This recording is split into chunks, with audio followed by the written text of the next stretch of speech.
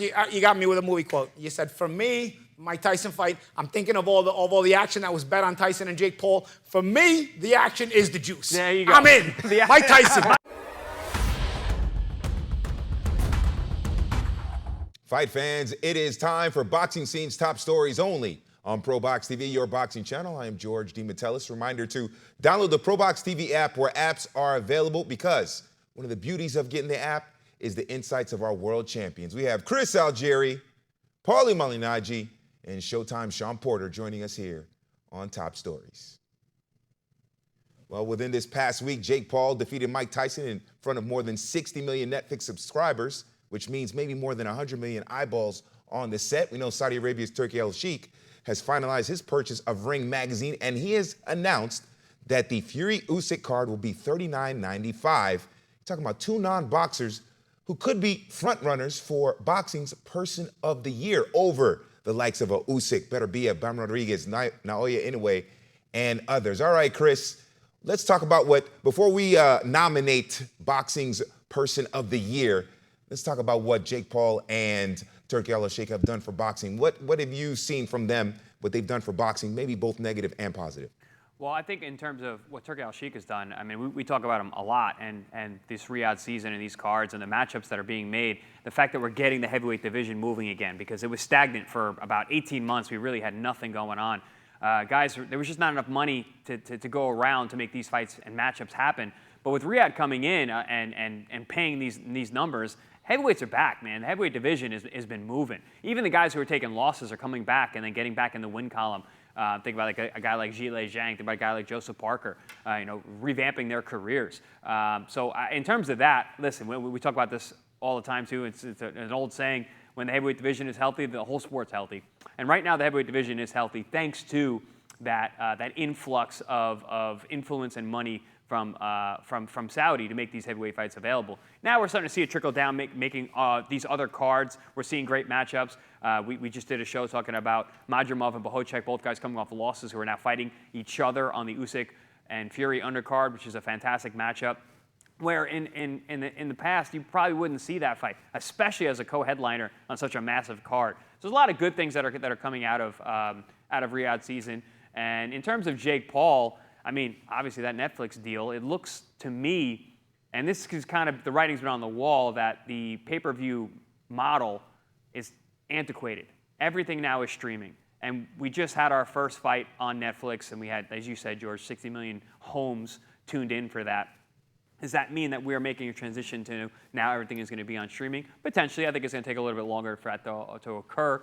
I don't know how much of that was driven by Jake Paul, and in terms of, but also the matchup, but he is a fantastic marketer. He did a great job filling up that card, but it's going to get a lot of eyes on it, doing documentaries on Netflix that is going to get the idea out there that this fight's happening. The fact that he chose someone like Mike Tyson to be his dance partner that night, which is going to grab a lot of eyes as well. Brilliant move by Jake to get enough eyes on people that it's going to make a real splash on a new streaming platform. So yeah, both Jake and Turki have made some major moves this year for the sport of boxing. Yeah, Sean, what do you make of the contributions of both Jake Paul and Turki Alalshikh? Before we get your opinion on who's the boxing person of the year in 2024, what about the contributions of Jake Paul and Turki Alalshikh to boxing?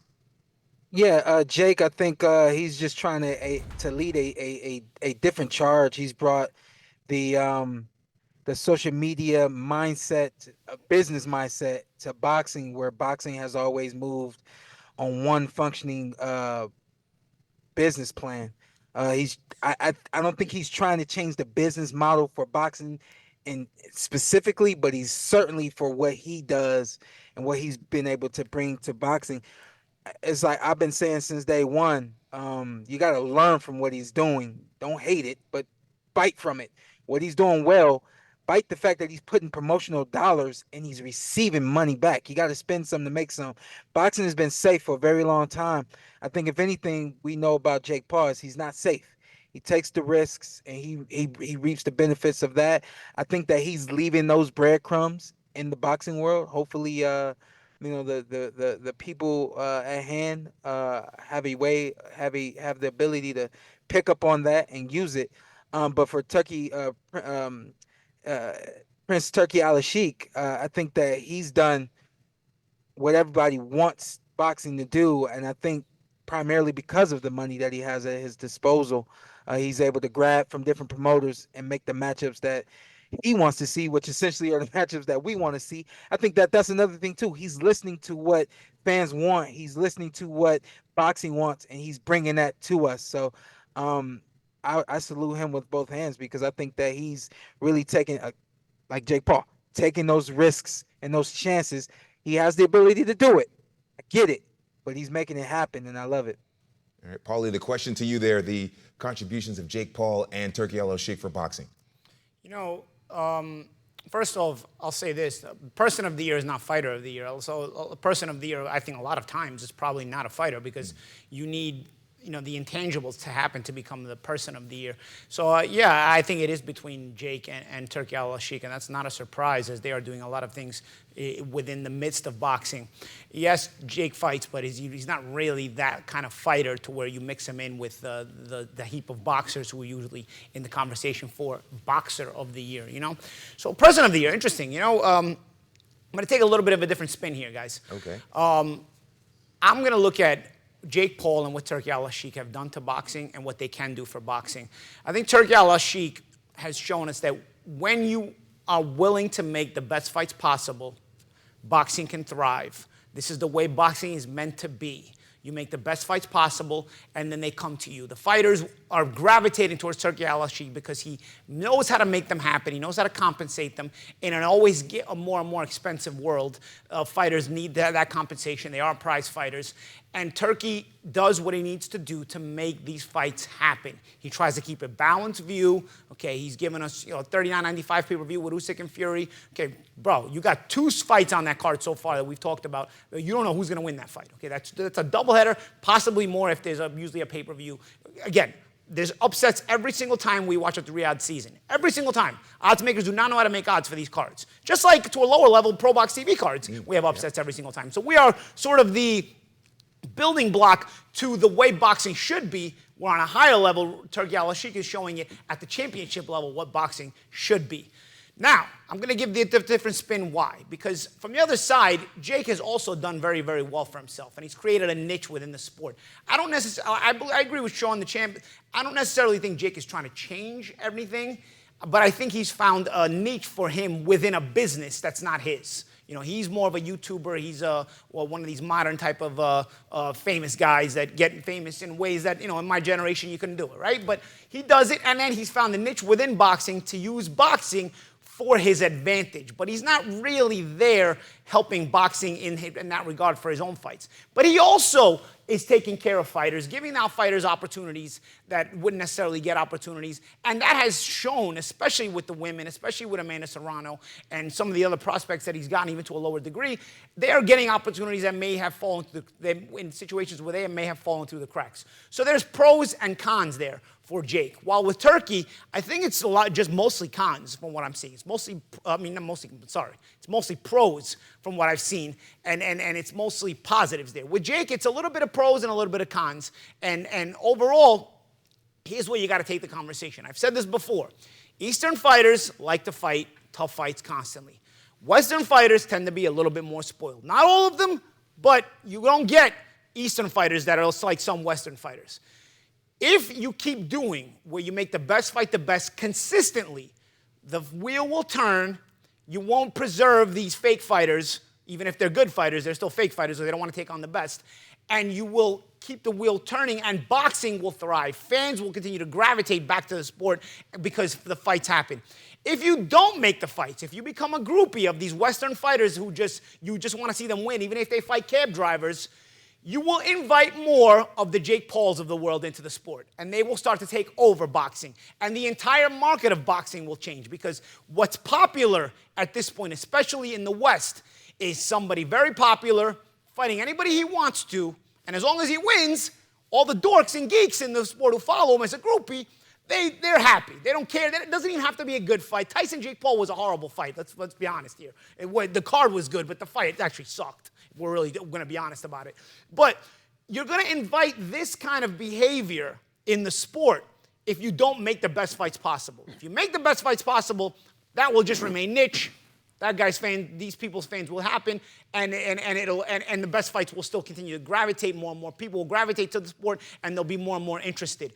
You're risking, though, because you're doing it with guys like Canelo. You're doing it with guys like Gervonta Davis. Even guys like, in MMA, guys like Conor McGregor.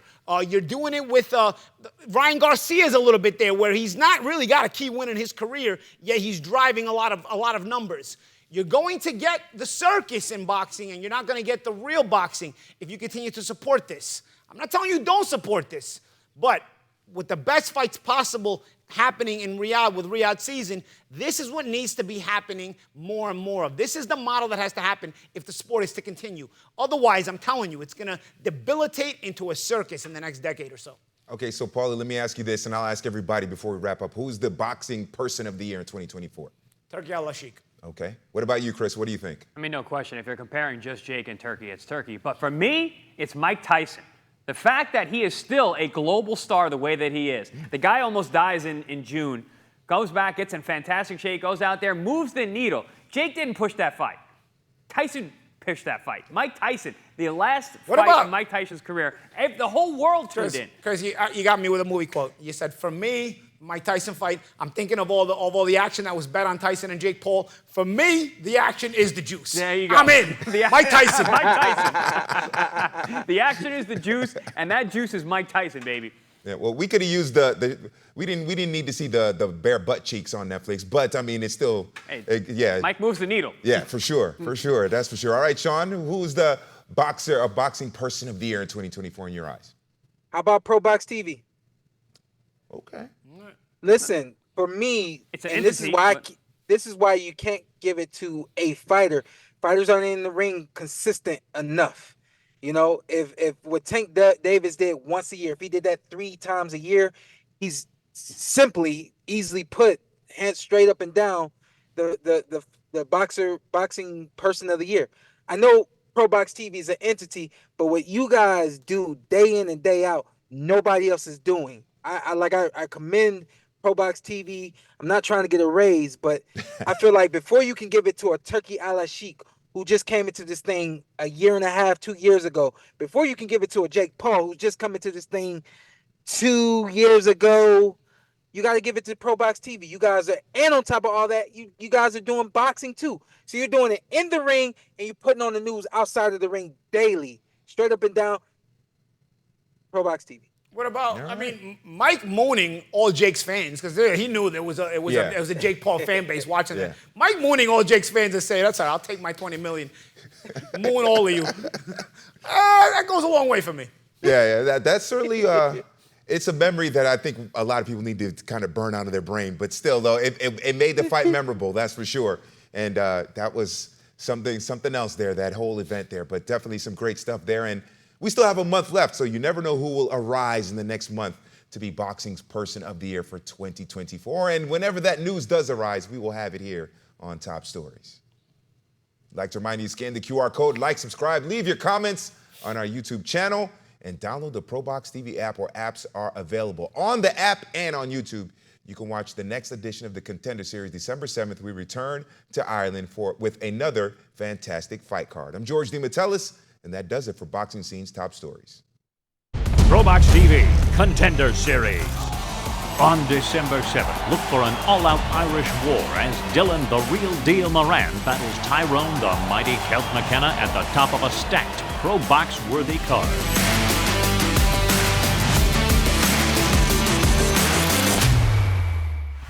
For more ProBox TV, scan the QR code on the screen or go to the App Store and Google Play. ProBox TV, your boxing channel.